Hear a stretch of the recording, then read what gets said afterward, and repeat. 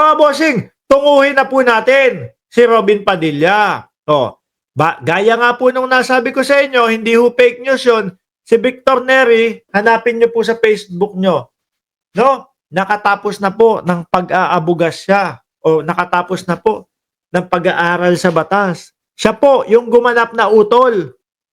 No? Dalawa po sila ni Cesar Montano at si Victor Neri po may kulay pabuk, no? May tato. Mga kababayan. No? Favorite ko yung movie na yun. Nakagraduate na. Eto si Tol, hindi ko alam mga kababayan. Sabi ninyo, nakagraduate naman din at nakapagtapos naman daw si Robin Padilla. Yun nga lang, sa Munti daw po. Siguro kaya ganun si Tol. No? Si Noybi. Kaya kapag ka nasa Senado, pagka may mga debatihan at mga pag-uusap doon sa Senado, kung ano-ano po yung binabasang libro. Di ba, Titigas? Guided by Holy Spirit si Bato. Kung ano-ano yung binabasa. Tapos hindi naman pala yung pinag-uusapan. Ngayon, may balita ho, mga kababayan. Nakakagulat ho ito. Ano kaya makakagulat dito, no? Sabi, Robin takes leave, no? As PDP laban president. Magli-leave. No? Magpapahinga muna siguro. Siguro, pagod na, mga kababayan. Malaki pong ano yan. Malaki pong gampanin po yan Ano? Maging presidente ka? Pahinga muna. Ikaw ba naman mag-iikot ka sa dahig? Palabas-labas ka doon, magbuhat ka ng karton ni Duterte. Hindi ka ba mapapagod doon? At huwag kayong magugulat. Ang papalit nga muna daw, pansamantala, ay si Baste Duterte, mga kababayan. Baste takes over as acting party head ng PDP laban. Di ba?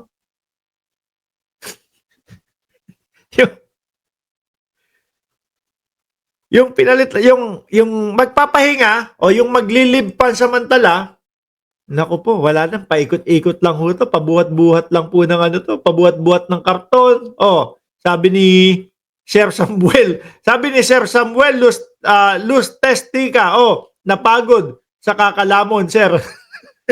Tapos pinalitan naman nung isa din. Ganon din. Sabi ni R.R. Walk, parang nag-shuffle lang. Shuffle ng mga tanga. Ito, basahin natin, Basahin natin yung statement ng PDP. Statement of Partido Demokratikong Pilipino, Lakas ng Bayan, PDP, June 16. Ngayon lang ho ito, ha? Senator Padilla has taken a leave as president of the PDP laban. Napagod ho siguro, mabigat ho. Sakit sa balikat nun. Bit-bit mo yung karton ni Duterte. Saan ka magpunta? Tapos, nandoon. Tapos, syempre, nakakapagod din makipag-away doon sa Senado. Wala akong ambag. Amba na lang kay Joel Villanueva ang gawin ko. At least, kasama ako sa eksena. Hindi yung parang halos araw-araw ho nakikita natin, mga kababayan, si Robin Padilla, paikot-ikot lang ho doon. Tapos, yung mga senador, busy doon sa pag-uusap ng impeachment ilang araw na akong wala ditong ambaga, gagawa ako ng eksena. Para kunyari, kasali ako. Yung pala, scripted lang yata nila yun, mga bossing. Mas napansin ng sambayan ng Pilipino yung pambabastos na ginawa po nila Amy Marcos at Joel Villanueva. Mas napansin nyo, Mas tumatak ho yun. Yung kay Robin Padilla na pakikipag-away, wala, nalimutan po yun. Mas napansin ng sambayan ng Pilipino yung sinasabi ni Joel Villanueva. Pwede ka na magsalita para tumigil na siya. Kumbaga, bastusin. Di ba? Sabi ni Titigas, labas dila ni Joel. Yun nga, boy dila na. Kung merong boy 10K, si Cayetano ho, mga kababayan, nadagdagan naman po ng boy 2K hanggat hindi nagagampanan ni Marcoleta yung pinangako na 2K, libreng kuryente. Eto naman, boy dila naman. Sabi dito, Senator Robin Padilla has taken a leave as president of the PDP Laban to focus on his duty as legislator in the 20th Congress. No? The party okay, fine. Kahit naman nakapokus si Robin Padilla, parang parehas lang din eh. Di ba, ina mo? Parang ganun din eh. Di ba, Isko Flores? At may manang mangga pa.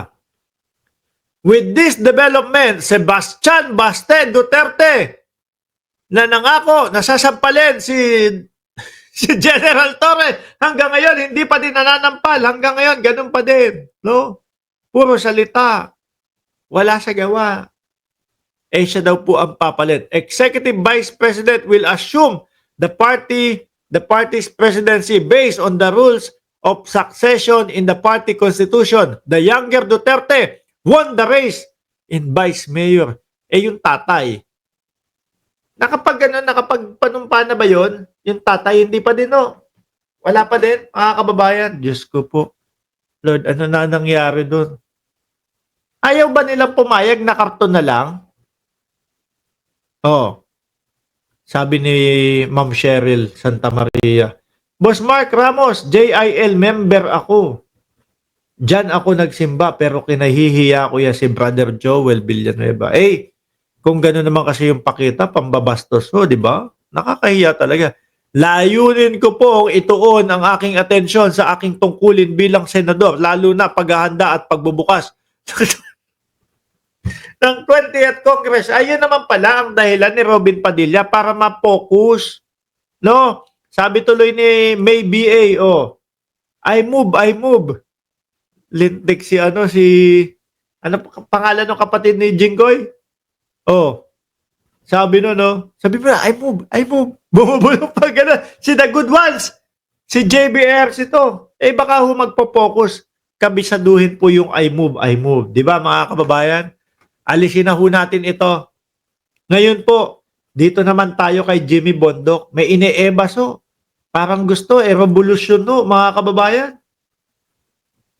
No? Akala ko maghihintuan na ito mga bossing nung mga natalo No, hindi, tuloy-tuloy pa po. Ito, may sinasabi. Si Jimmy Bondok, plano yatang magrevolusyon Buhin yung gobyerno natin sa 2020.